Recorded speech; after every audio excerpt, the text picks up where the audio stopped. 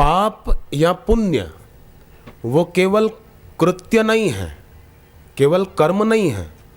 पाप या पुण्य वो व्यक्ति के जागे हुए या सोए हुए की निशानी है। कौन कितना जागा है अंदर से। बाहर की आंख खुली है पर भीतर की बंद रही विवेक की, तो वो जागृति में सुषुप्ति है। दिखता है जगा हुआ पर सोया हुआ है। उम्र बीती चली जा रही है और फिर भी सत्संग, साधन, जप इसको महत्व ही नहीं देता। बस सुबह उठे, खाए पिए, इधर गए उधर गए, इधर जाना है उधर जाना है, पर एक दिन वहाँ भी जाना है जहाँ से फिर लौटेगा नहीं, शमशान में जाएगा, शरीर जला दिया जाएगा। इसलिए यामुनाचार्य जी महाराज प्रार्थना करते थे कि हे भगवान, किसी उपासक, किसी भक्त के घर पर कीड़ा बनकर रहना पड़े ना तो भी अच्छा, क्योंकि उस घर में भक्ति के परमाणु होंगे। वो भक्ति करता होगा, माला लेकर जप करता होगा, रोज सुबह जल्दी उठकर संध्या वंदन करता होगा। ऐसों के घर का बोले कीड़ा बन के रहना भी अच्छा है, ऐसा यामुनाचार्य जी महाराज बोलते थे। तो ये सत्संग की और भक्ति की, भगवान नाम जप की बड़ी भारी महिमा है। इसलिए प्रयत्न पूर्वक सत्संग में जाना चाहिए, स्वयं और दूसरों को भी प्रोत्साहित करके ले जाना चाहिए। सिकंदर जब मरा ना, तो आप जानते हैं कि उसके दोनों हाथ उसी ने कहा था कि जनाजे से बाहर रखना, ताकि लोगों को पता चले मैंने जिन हाथों को भरने की कोशिश की वो हाथ मेरे खाली रह गए। ये प्रसंग सब जानते हैं, आप भी जानते हैं, परंतु आप सोचो, क्या आज पूरी दुनिया में सब उन्हीं हाथों में भरने में नहीं लगे हैं? विद्यार्थी डिग्रियां पाने में लगा है, जिसने डिग्रियां पा ली वो पैसा पाने में लगा है, जिसने पैसा पा लिया वो मकान बनाने में लगा है, मकान बन गया तो बढ़िया शोरूम बनाने में लगा है, वो बन गया तो फिर और कुछ में लगा हुआ है। बस पता है जो हाथ खाली रहेंगे उन्हीं हाथों में भरने में लगा हुआ है, और जब मृत्यु आती है तो पाता है कि हाथ खाली है। हालांकि मृत्यु संकेत है, सूचना है कि जीवन कैसा था, आप जीवन खाली जिए थे इसलिए हाथ खाली रहे। सिकंदर ने बाहर से हाथ भर लिए, लोगों को मार कर, कई बहनों का सुहाग मांग का उजाड़ कर, कई बच्चों को अनाथ बनाकर, लूट कर संपत्ति इकट्ठी की थी। लगता था कि हाथ भरे हैं, परंतु हाथ खाली थे। मृत्यु केवल संकेत है कि आप जीवन भर खाली हाथ जिए हो। मृत्यु केवल संकेत है। यह संभव ही नहीं है कि आदमी अपने जीवन में हाथ भरे रहा हो और मौत उसके हाथ खाली पाए। यह संभव नहीं है। जीवन भर हाथ खाली थे। जीवन भर जिससे वियोग हो जाएगा उसी के संयोग में राजी रहा। पैसों से वियोग हो जाएगा, मकान से वियोग हो जाएगा, पत्नी से, भाई से, बहन से। आजकल तो लोग धर्म के रिश्ते भी कितने बनाते हैं। अपनी बहन नहीं तो किसी को बहन बना लेता है, अपना भाई नहीं तो लड़की किसी को अपना धर्म का भाई बना लेती है, अपना बेटा नहीं तो बच्चा गोद ले लेते हैं। ये रिश्ते बनाने में भी लोगों को मजा आता है। तो जिनसे वियोग होगा उनसे परिचय बढ़ाने में मजा आता है, और जिससे कभी वियोग नहीं होगा उसकी याद करनी पड़ती है और बोलते मेरा मन नहीं लगता। दोस्त में मन लग जाता है, दोस्त का, सहेली का मोबाइल नंबर याद रह जाता है, पर भगवान का याद ही नहीं रहता, ईश्वर का याद ही नहीं रहता। दूसरों के तो मोबाइल नंबर खूब लिख के रखते हैं अपनी डायरी में, मेरे दोस्त का नंबर, मेरी सहेली का नंबर, परंतु जिसका रखना चाहिए उसका नहीं रख पाते हैं। तो उसका नंबर क्या है? एक व्यक्ति ने एक संत से पूछा कि भगवान से बात करनी हो तो नंबर? संत ने कहा शून्य। अपने हृदय को सबके चिंतन से शून्य कर दो, रिक्त कर दो, तो उससे बात सहज होगी। दूसरे जो नंबर है ना वो मिटा दो, तो जिससे बात होनी चाहिए उससे बात होने लगेगी और दुख मिट जाएगा, दुख नहीं रहेगा, समस्या नहीं रहेगी। आज जो लोगों के घर में समस्याएं आती है कि मेरा बेटा कहना नहीं मानता, क्या करूं? कोई बोले मेरा बेटा घर छोड़ के चला गया है, पता नहीं कहाँ गया। कोई बोले कि मेरी शादी तो हुई थी परंतु तलाक हुआ और बेटे को ससुराल वालों ने ले लिया, अब मैं क्या करूं, मेरे को बेटे की याद बहुत आती है। अरे महाभारत में कथा आती है कि शांतनु थे ना, शांतनु, उनका बेटा चला गया देवव्रत, तो शांतनु दुखी नहीं हुए, हाय रे हाय मेरा बेटा चला गया, शांतनु भजन में लग गए। ध्यान देना, जो बोलते हैं मेरा बेटा कहना नहीं मानता, या मेरा बेटा कहीं चला गया, या मेरी बेटी किसी के चक्कर में है, या मेरा बेटा किसी के चक्कर में है, शांतनु का बेटा चला गया तो शांतनु दुखी नहीं हुए, शांतनु भजन में लग गए, भगवत ध्यान में लग गए। तो भजन बढ़ा, भक्ति बढ़ी, तो क्या हुआ कि उनका बेटा लौट के आ गया, देवव्रत लौट कर आ गए। और लोग क्या करते हैं, दुख आने पर भजन बढ़ाते नहीं, जन्म पत्री लेकर जाएंगे पंडित के पास। अब पंडित क्या, वो खुद सुखी नहीं, तुमको सुखी कर देगा। वो खुद तुम्हारी दक्षिणा पर आधार रख रहा है और तुम उसके कहने से सुखी कैसे हो जाओगे? और पंडित कहेगा कि ग्रह खराब चल रहे हैं, ग्रह दशा ठीक नहीं है, तो पंडित की कुछ विधि कराने से ग्रह दशा ठीक हो जाएगी? माने ग्रहों के देवता इतने जड़ हैं कि पंडित कहेगा तो राजी हो जाएंगे, पंडित नहीं कहेगा तो नाराज हो जाएंगे। ग्रहों के देवता होते हैं ना, आप मानते हैं ना इस बात को? ग्रह कोई एक पिंड नहीं है, ग्रहों के देवता भी होते हैं। तो क्या ग्रहों के देवता इतनी छोटी बुद्धि के हैं कि हमसे तो नाराज रहेंगे और पंडित कुछ विधि करा देगा तो राजी हो जाएंगे?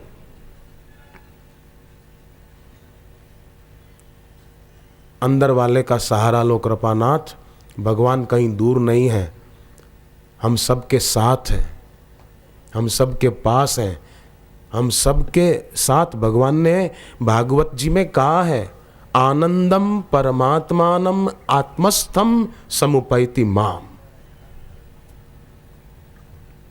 और फिर भी लोग उसका अनादर करके बाहर से जन्मपत्री लेकर जन्मपत्री देखने वालों का सहारा लेते हैं। कितनी बड़ी भूल है, ये भूल कैसे सुधरेगी? जरा तुम बता दो, मेरे हाथ में क्या है, मेरे भाग्य की रेखाएं क्या कहती है? अरे हाथ की रेखाएं बदल सकती है अगर रोज मन से अपने गुरुजी के चरण छुओ और उनके चरणों में सिर रखो, मन से भाग्य की रेखाएं बदल जाए, भाग्य की। मैं सच बोलता हूं, झूठ नहीं बोलता, मेरा अनुभव है, मेरा खुद का अनुभव है। किसी को हाथ दिखाने की जरूरत नहीं, हाथ की रेखाएं बदल जाए, बढ़िया हो जाए। किसी के आगे हाथ क्या फैलाना, मेरा हाथ देख, मेरा हाथ देख, मेरे हाथ की रेखा देख, हट, नहीं दिखाना है। किसी के आगे हाथ क्या फैलाना, ये हाथ दिखाना, ये भिक्षा का, भीख का संकेत है कि भीख मांग रहे हैं, मेरा हाथ देख। अरे हाथ गुरु के चरण पर रख दे, हाथ की रेखा न बदले तो आपका जूता और मेरा सिर। प्रभु की प्रेम दृष्टि से बदल जाती है तकदीरें, अगर विश्वास पक्का हो तो कट जाती है जंजीरें। क्षमा बुझ जाए तो फिर जल सकती है, नाव भंवर में फंस जाए तो फिर किनारे लग सकती है। मायूस न हो, इरादे न बदल, तकदीर किसी वक्त भी बदल सकती है। एक बूढ़ी माई गांव में घर पे नहीं रहती थी, खेत में रहती थी, झोपड़ी में अलग रहती थी, भजन में रुचि थी। तो उसका पोता था ना, वो पोता कभी कभी आता था दादी के पास और रात को दादी माँ के पास ही सो जाता था। सुबह बच्चों का भी अपने दादी में दादा में मोह होता है, दादी का भी होता है, तो पोता आके दादी के पास सो जाता था रात को। तो सर्दी के दिन थे, दादी माँ ने बाहर गाय थी ना, तो गाय तो बड़ी थी, अब झोपड़ी में कहाँ आती, तो गाय को तो कोई कंतान का बोरा वोरा ऊपर ढक दिया कि गाय को ठंड न लगे। और गाय के जो बछड़ी थी, छोटी बछड़ी, उसको अपने साथ झोपड़ी में अंदर बांध दिया कि बछड़ी को ठंड न लगे। अब रात को सर्दी अधिक होने के कारण वो बूढ़ी दादी ने गाय के गोबर का एक कंडा जला के रखा था कि थोड़ी गर्मी मिलेगी उससे। अब दोनों को, पोते को और दादी को आंख लग गई, सो गए। अब क्या हुआ कि झोपड़ी में लग गई आग। थोड़ी हवा चली तो वो घास की झोपड़ी और गाय का गोबर का कंडा जल रहा था, आग लग गई। आग लगी तो दादी माँ की आंख खुली, अपने पोते को लेकर भागी तो आग और बढ़ गई।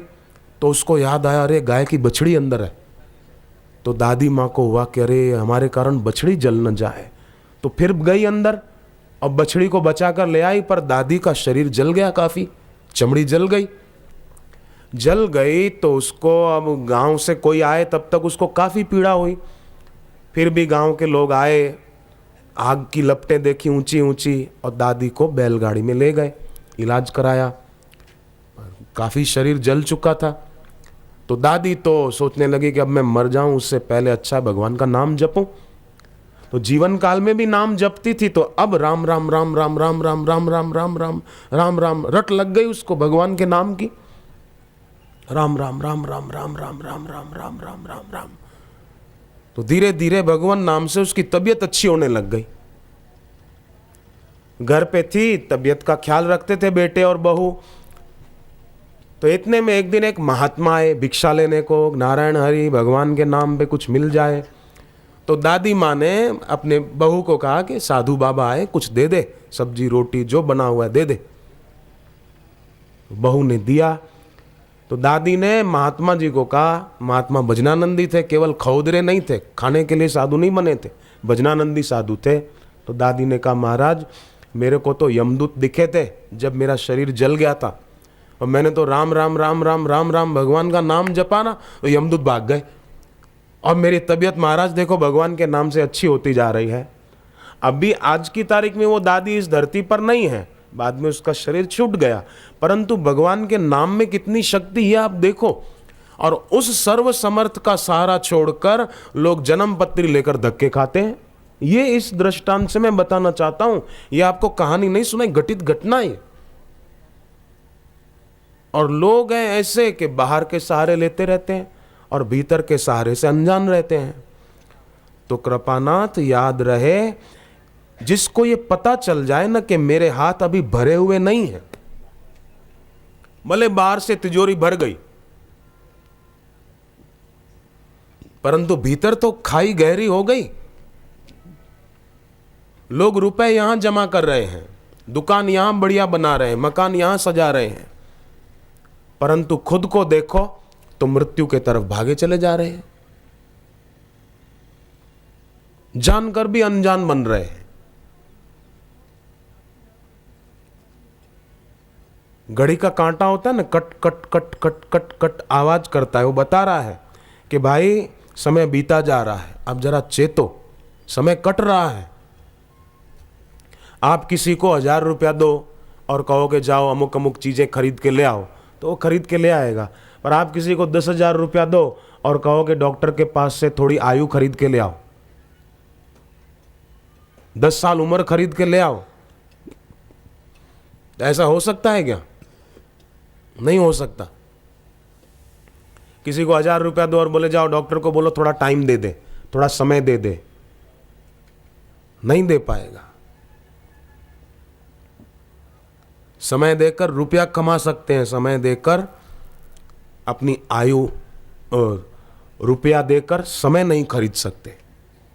समय देकर रुपया कमा सकते हो, पर रुपया जो कमाया वो खर्च करके समय लौटा नहीं सकते। ऐसा समय बीता जा रहा है। यूं ही मैच देखते हैं लोग, अरे राम, मैच देखते हैं, टाइम कैसे मिल जाता है मैच देखने का? पूरा दिन बैठे रहते हैं, मैच देखते हैं। कोई कोई तो माला घुमाते हैं कि फलानी टीम जीत जाए जीत जाए जीत जाए। खाक, जीतती नहीं, तुम्हारी माला किस काम की? तुम्हारी माला में दम नहीं है, या तो तुम माला करते ही नहीं हो। भले बाहर से माला घूमती है, अगर सचमुच हृदय से एक माला भी घुमाए ना कोई, तो उसको मैच देखने में समय बर्बाद करने की रुचि नहीं होगी। आंख से आंसू आएंगे, जब मैच देखने की इच्छा होगी ना टीवी पर, आंख से आंसू निकलेंगे कि अभी तक मेरे को ये मैच देखने की इच्छा क्यों होती है। रोना आएगा, रोना। फिल्म जब चलेगी ना टीवी पर, कोई चलाएगा तो आपको रोना आएगा कि हमको अभी तक मैं फिल्म देखने की रुचि क्यों होती है। रोना आएगा, आंख से आंसू निकलेंगे। अगर नहीं होता है और मैच देखने की रुचि होती है, समझो माला नहीं घुमाई, जप नहीं किया है। नहीं तो रुचि नहीं होती, रुचि खत्म हो जानी चाहिए थी। विवेक का प्रकाश होना चाहिए था, और विवेक के प्रकाश में पता चलना चाहिए था कि मेरी रुचि जो है मैच देखने की, फिल्म देखने की, फिल्म के गाने सुनने की, ये रुचि हितकर नहीं है। कई लोग देखो अखबार, सुबह अखबार पढ़ो, मेरी मना नहीं है, कभी कभी मैं भी पढ़ता हूं, परंतु सुबह उठे नहीं, लाओ अखबार आया, अखबार आया, अखबार लाओ, अखबार लाओ, अखबार पढ़ेंगे और उपद्रव की खबरें पढ़कर दूसरों को भी सुनाएंगे। ये देखा देखा फलानी माई को 2 सिर वाला बच्चा हुआ, अरे 10 सिर वाला रावण हुआ तो क्या हो गया, तुम्हारा क्या, तुम्हारा क्या। ये उपद्रव की खबरों में रुचि क्यों है? उतनी गीता पढ़ने की रुचि क्यों नहीं होती? सुबह उठकर जिसको अखबार पढ़ने की रुचि होती है, मेरा सवाल यह है कि उसको भगवत गीता पढ़ने की रुचि क्यों नहीं होती है? ईश्वर की ओर, युवा धन सुरक्षा, जीवन विकास, ये सत्संग की पुस्तकें पढ़ने की रुचि क्यों नहीं होती? अखबार पढ़ने की रुचि होती है, पढ़ो, मेरी मना नहीं है। देखो, कोई गैर समझ नहीं करना, परंतु सुबह तो ध्यान हो, जप हो, सत्संग की पुस्तक पढ़ी। कंचन काया किस काम की, जो न जपे हरि नाम। शरीर बहुत सुंदर है, जवानी में चेहरा बहुत सुंदर दिखता है, कोई देखे तो आकर्षित हो जाए, ऐसा सुंदर आपका चेहरा है, पर 2 कौड़ी का। यह सौंदर्य स्किन डीप है, चमड़ी की गहराई कितनी। कंचन काया किस काम की, जो न जपे हरि नाम। जप नहीं किया तो सौंदर्य 2 कौड़ी का, क्या क्या हो जाएगा। बाहर से किसी को कितनी भी प्रसिद्धि मिल गई तो सुनी सिकंदर दारा की कृति, सुनी बीरबल की सुंदर मति, अकबर से सुल्तान जगत में कुछ दिन के मेहमान चले गए। उससे तो वो अच्छे जो गुरु के चरणों में बैठते हैं, सत्संग सुनते हैं, दीक्षा लेकर जप करते हैं, वो भाग्यशाली हैं। वो साधक कमाई कर रहे हैं, जो कमाई साथ में जाएगी, बाकी तो बेचारे अपना जीवन नष्ट कर रहे हैं। गुरु से दीक्षा लेकर भगवान नाम जप करने वाला ऊर्ध्व लोकों में जाता है तो देवता उसके दर्शन करने को आते हैं कि ये धरती पर रहा, भगवान का इसने भजन किया, धन्य धन्य, ये मृत्यु लोक से भजन करके आया है। देवता दर्शन करने आते हैं। मैं फुसलाने के लिए नहीं बोल रहा हूं, ये शास्त्रोक्त बात है। देवता राजी होते हैं कि ये जप करता था आदमी, ये भगवान का भजन करता था, इसने कोई सदगुरु के चरणों में बैठकर भगवान के बारे में सुना था। देवता राजी होते हैं, क्योंकि देवता भी भारत भूमि में जन्म लेने को तरसते हैं। ये बात पुराणों में आती है। गायंती देवा की लगी तकानी, देवता गीत गाते हैं। गायंती देवा, विष्णु पुराण। गायंती देवा की लगी तकानी, धन्यास्तुते भारत भूमि भागे। वो धन्य है जो भारत भूमि में जन्मे। देवता बोलते हैं, देवता देवता तरसते हैं, क्योंकि ये वो भारत भूमि है जहां भगवान विष्णु के 24 अवतार हुए। तो इस भूमि में जन्म लेकर जो सत्संग में जाते हैं, सदगुरु से दीक्षा लेकर जप ध्यान करते हैं, उनके दिल से अंधेरा दूर हो जाता है। जैसे सूरज उदय होता है तो रात का अंधेरा दूर हो जाता है, ऐसे ही दिल से अज्ञान का अंधेरा दूर हो जाता है। फिर उसकी वाणी, उसकी वाणी में दर्प के सर्प की फुंकार नहीं होगी। नहीं तो लोगों की वाणी में दर्प के सर्प की फुंकार होती है। इसने मेरे को ऐसा क्यों कहा, मैं देख लूंगा, इसको ऐसा दिखा दूंगा, दिन के तारे दिखा दूंगा। दर्प के सर्प की फुंकार जिसकी वाणी में है, वो व्यक्ति मानो सरस्वती का अपमान कर रहा है। सरस्वती माता, रामचरितमानस में लिखा है, सिर कूटती है कि मैं ऐसे के पास गई क्यों, ये गूंगा क्यों नहीं बना बचपन से ही। पत्नी को डांट रहा है, बेटी को सुना रहा है। कई लोगों की आदत होती है, बस घर पे जब आए तब डांट डांट, फटकार, गुस्सा। क्यों ऐसा? वो भी इंसान है, उनके पास भी मन है, उनका ख्याल करो। बस डांट डांट, फटकार फटकार, गुस्सा गुस्सा नहीं।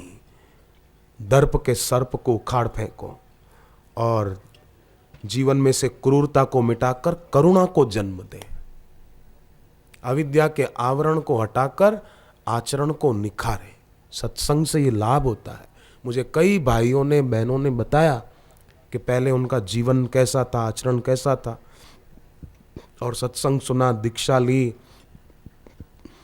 और दीक्षा लेकर आदर से जप करते हैं तो अब कैसा हो गया। कईयों ने बताया, कईयों ने। पहले घर पे बात बात में झगड़ा हो जाता था, अब शांति है। नासिक में एक आदमी अपनी पत्नी को थप्पड़ मार देता था।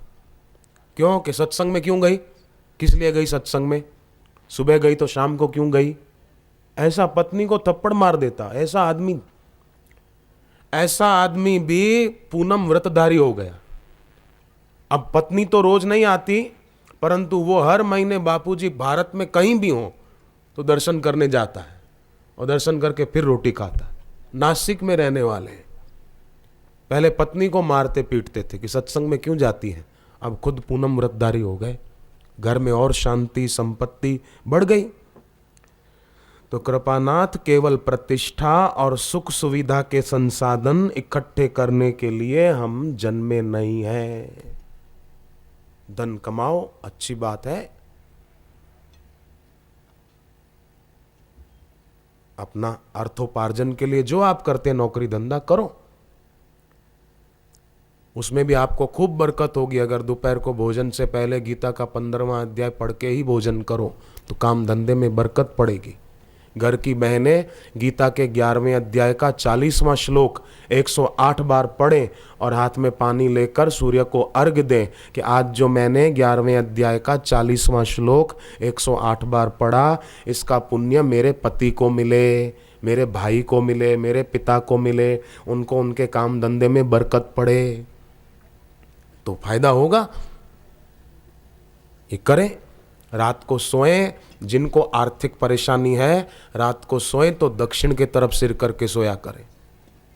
बच्चे, बेटे बेटियां पढ़ते हैं तो सफलता के लिए, विद्या प्राप्ति में सफलता मिले उसके लिए रात को पूर्व दिशा में सिर करके सोएं तो बच्चों को सफलता मिलेगी।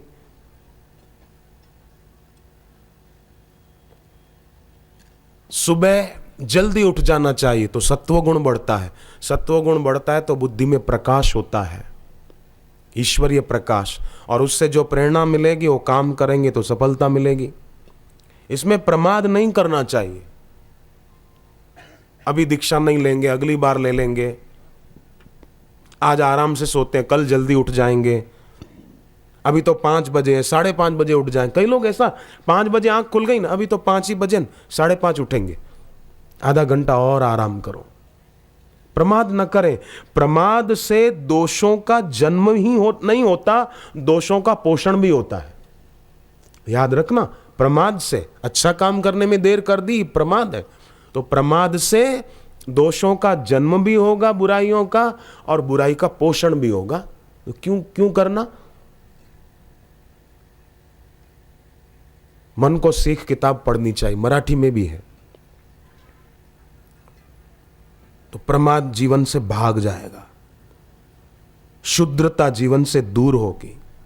शुद्र चीजों में मोह रहा ना किसी व्यक्ति का, पिज्जा खाऊं, बर्गर खाऊं, पेप्सी पीऊं, कोका कोला पीऊं, चाय पीऊं, कॉफी पीऊं, ये शुद्र चीजें, शुद्र चीजों में ही मोह रहा और क्षुद्र भोगों में ही मोह रहा तो दूसरे जन्म में क्षुद्र योनियों में जाना पड़ेगा।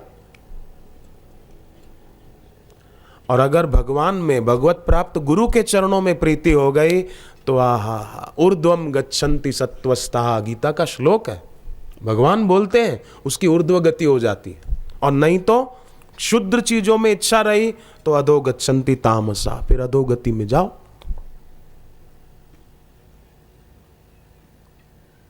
क्या फायदा।